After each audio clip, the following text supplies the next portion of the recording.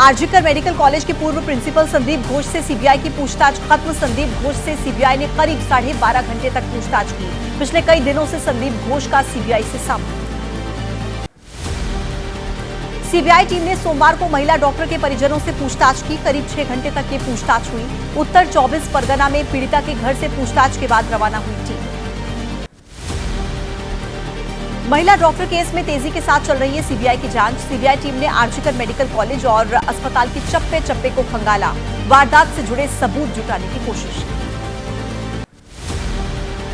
कोलकाता में डॉक्टर के रेप और मर्डर का मामला। आज आरोपी संजय रॉय का हो सकता है पॉलीग्राफ टेस्ट। आरोपी के अभी तक के बयानों की सच्चाई पता लगाना चाहती है एजेंसी। आरजीकर मेडिकल अस्पताल में वित्तीय अनियमितताओं की जांच के लिए एसआईटी का गठन। प्रणब कुमार के नेतृत्व में एसआईटी गठित। 2021 से लेकर अब तक की सभी गड़बड़ी की जांच होगी। कोलकाता में डॉक्टर के साथ रेप और मर्डर के मामले में आज सुप्रीम कोर्ट करेगा सुनवाई। सुबह 11 बजे चीफ जस्टिस डी.वाई. चंद्रचूड़ की अध्यक्षता वाली बेंच इस मामले में करेगी सुनवाई। पश्चिम बंगाल के राज्यपाल सीवी आनंद बोस आज करेंगे राष्ट्रपति द्रौपदी मुर्मू से मुलाकात। गृह मंत्री अमित शाह और स्वास्थ्य मंत्री जेपी नड्डा के साथ भी मुलाकात का कार्यक्रम। कोलकाता केस को लेकर आज एबीवीपी का मार्च। छात्र संगठन ने स्वास्थ्य भवन चलो मार्च का आह्वान किया। दोपहर को 12:30 बजे सिटी सेंटर से लेकर स्वास्थ्य भवन तक मार्च निकाली। टीएमसी के सांसद सुखेंदु शेखर की याचिका पर आज कलकत्ता हाईकोर्ट में सुनवाई। सोशल मीडिया पर पोस्ट करने पर पुलिस ने भेजा था नोटिस। लेडी डॉक्टर मामले पर की थी पोस्ट। महिला डॉक्टर रेप मर्डर मामले पर विरोध प्रदर्शन जारी। सोमवार को कोलकाता में कलाकारों ने भी प्रदर्शन किया। मामले में आरोपियों के खिलाफ जल्द कार्रवाई की मांग। लखनऊ में भी डॉक्टर्स ने किया प्रदर्शन। किंग जॉर्ज मेडिकल यूनिवर्सिटी के डॉक्टर्स ने विरोध जताया। काली राखी बांधकर प्रदर्शन। कोलकाता की घटना को लेकर अलीगढ़ में कैंडल मार्च। देश की बेटी को इंसाफ मिलने की मांग। घटना के विरोध में लोगों ने कैंडल जलाए। कोलकाता में पीड़ित परिवार के वकील का बयान। कहा कि हमें भी शक है लड़की की हत्या करके शव को कहीं और रखा गया। कर्नाटक सरकार ने अस्पतालों में सुरक्षा मानकों को लेकर एक बैठक बुलाई। स्वास्थ्य मंत्री दिनेश गुंडू राव ने आज मीटिंग रखी। मौजूदा कानून और प्रोटोकॉल पर होगी चर्चा। पंजाब के स्वास्थ्य मंत्री बलबीर सिंह ने डॉक्टर्स एसोसिएशन के साथ एक बैठक की। एसोसिएशन की मांग मेडिकल प्रोफेशनल्स पर हमला हो गैर जमानती अपराध। टीएमसी सांसद अरूप चक्रवर्ती की प्रदर्शनकारी डॉक्टर्स को धमकी। कहा अगर मुख्यमंत्री ममता को बदनाम करने की कोशिश करेंगे तो टीएमसी कार्यकर्ता हाथ पांव तोड़ेंगे। अरूप चक्रवर्ती के इस बयान पर केंद्रीय मंत्री सुकांता मजूमदार का पलटवार। कहा आप कितने लोगों के हाथ तोड़ेंगे? आज ममता बनर्जी के खिलाफ उठ रहे हैं, करोड़ों हाथ तोड़ेंगे। महिला डॉक्टर से रेप और मर्डर के मामले पर बीजेपी की सांसद बांसुरी स्वराज ने कहा महिला सीएम के रहते हुए ऐसी घटना का होना शर्मसार कर देने वाली है। टीएमसी नेता मदन मित्रा का बयान। कहा बंगाल में लोहे का हाथ लेकर सत्ता में आई है टीएमसी। बीजेपी ने किया पलटवार। मदन मित्रा अपने मुख्यमंत्री को लेकर बंगाल से कहीं और चले।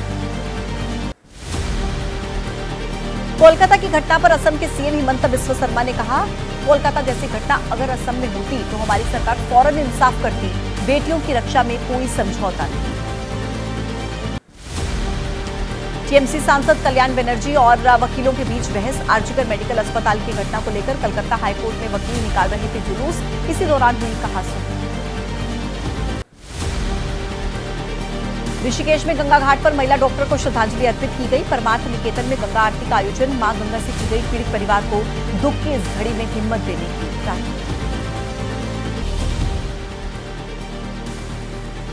आज जारी होगी जम्मू कश्मीर विधानसभा चुनाव के पहले चरण की अधिसूचना। 27 अगस्त नामांकन की आखिरी तारीख। 24 विधानसभा क्षेत्रों में 18 सितंबर को होगा मतदान।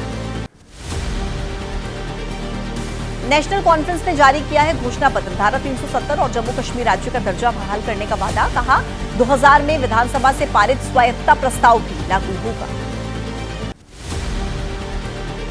नेशनल कॉन्फ्रेंस के घोषणा पत्र पर बोले बीजेपी के नेता निर्मल सिंह। पार्टी नेताओं ने उस बात का वादा किया जो कि उनके हाथ में नहीं है।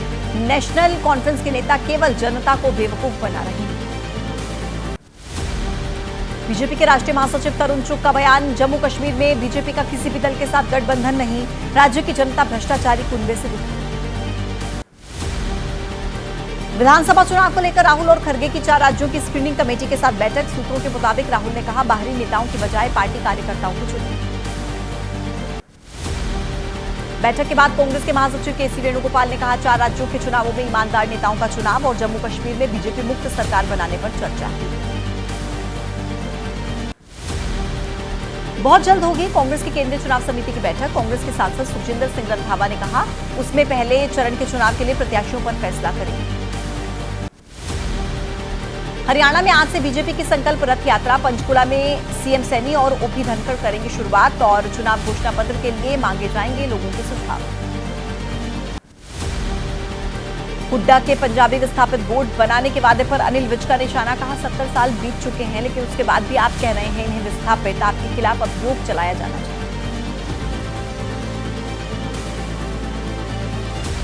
कर्नाटक के मुख्यमंत्री सिद्धारमैया को किस केस में राहत मिली है? 9 सेकंड न्यूज में देश की राजनीतिक सरगर्मी से जुड़ा हर अपडेट।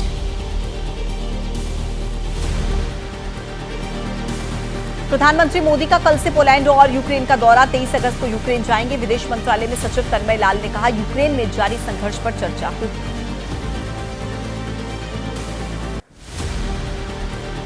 यूक्रेन के राष्ट्रपति ऑफिस ने जारी किया है एक बयान। पीएम मोदी और राष्ट्रपति जेलेंस्की के बीच द्विपक्षीय और बहुपक्षीय सहयोग पर चर्चा होगी। कहा, कई अहम समझौतों पर भी होंगे हस्ताक्षर। दिल्ली में भारत और जापान के बीच 2+2 वार्ता। तीसरी मंत्री स्तरीय बातचीत में राजनाथ सिंह और एस जयशंकर जापान के रक्षा और विदेश मंत्री की करेंगी मेजबानी। राष्ट्रपति द्रौपदी मुर्मू आज भू विज्ञान से जुड़े लोगों को सम्मानित करेंगी। क्षेत्र में असाधारण उपलब्धियों के लिए पुरस्कार देंगी। मंत्री जी किशन रेड्डी और सतीश चंद्र दुबे रहेंगे मौजूद। लोकसभा में नेता विपक्ष राहुल गांधी का रायबरेली दौरा। पीड़ित परिवार से मुलाकात होगी। बीती 11 अगस्त को पिछवारिया गांव में दलित युवक की गोली मारकर की गई थी हत्या।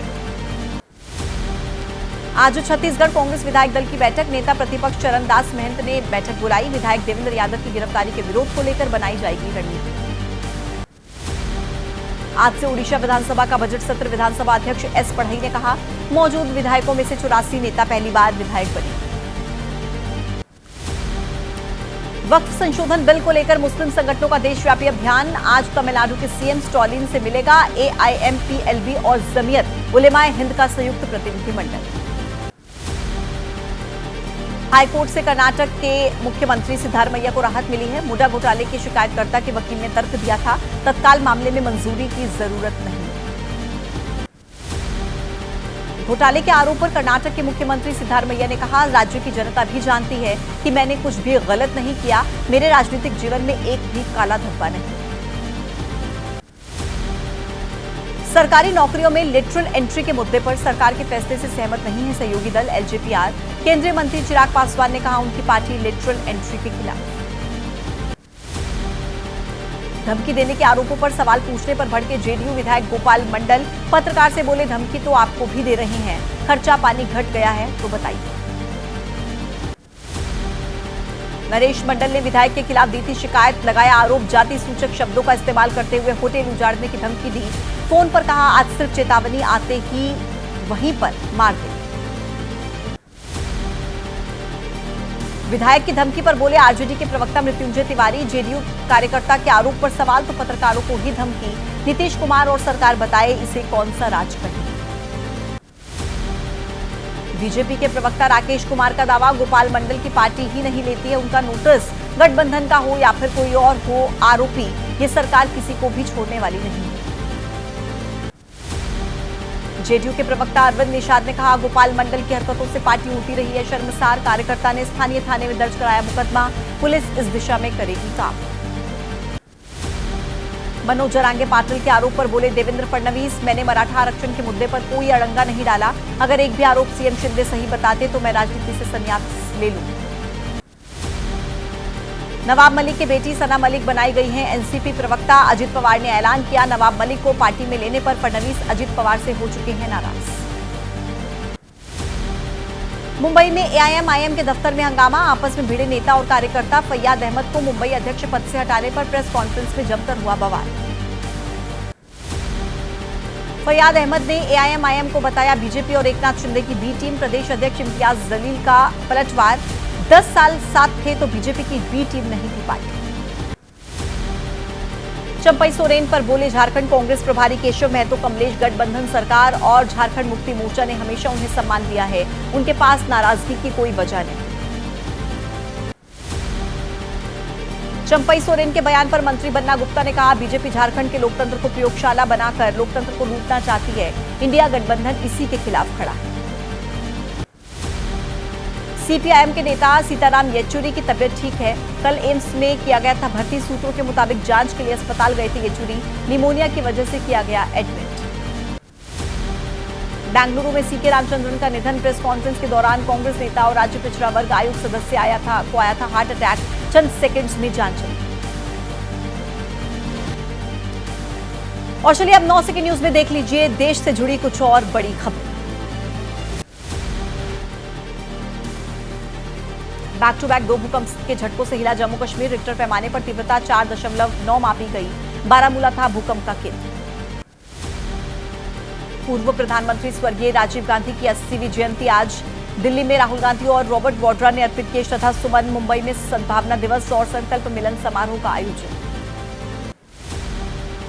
तेलंगाना सचिवालय के सामने आज राजीव गांधी की प्रतिमा का उद्घाटन करेंगे रेवंत रेड्डी। केटीआर ने कहा, सरकार बनते ही प्रतिमा हटाएंगे, हवाई अड्डे का भी बदलेंगे नाम। उदयपुर में नाबालिग छात्र का आज अंतिम संस्कार। परिजनों को 51 लाख की आर्थिक सहायता और परिवार के एक सदस्य को संविदा पर नौकरी देने का फैसला। अगले आदेश तक उदयपुर में सभी स्कूल बंद। शहर के मुख्य बाजार और इलाकों में सुरक्षा के लिहाज से भारी पुलिस बल तैनात। शहर में लगाई गई धारा 163। उदयपुर में प्रशासन की दोनों पक्षों से शांति बनाए रखने की अपील। मोबाइल इंटरनेट सेवा बंद। शुक्रवार को चाकूबाजी की घटना के बाद इलाके में भड़की थी हिंसा। जम्मू कश्मीर के उधमपुर में आतंकी हमले में सीआरपीएफ इंस्पेक्टर शहीद। आतंकवादियों को पकड़ने के लिए इलाके में सर्च ऑपरेशन जारी। पहले से ही हाई अलर्ट पर सुरक्षा एजेंसी। हरियाणा के जींद जिले के गांव निडानी में रहने वाले थे शहीद कुलदीप कुमार। अस्पताल में ले जाते समय हुआ था निधन। जम्मू कश्मीर के विशेष अभियान समूह में थे तैनात।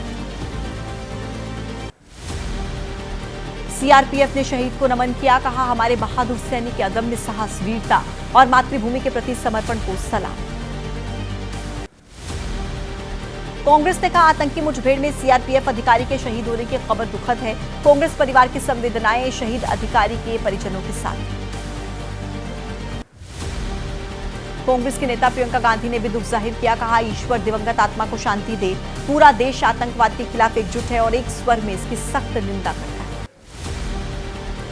बीआरएस नेता के कविता की जमानत याचिका पर आज सुनवाई। सुप्रीम कोर्ट ने सीबीआई और ईडी को मामले में नोटिस जारी किया।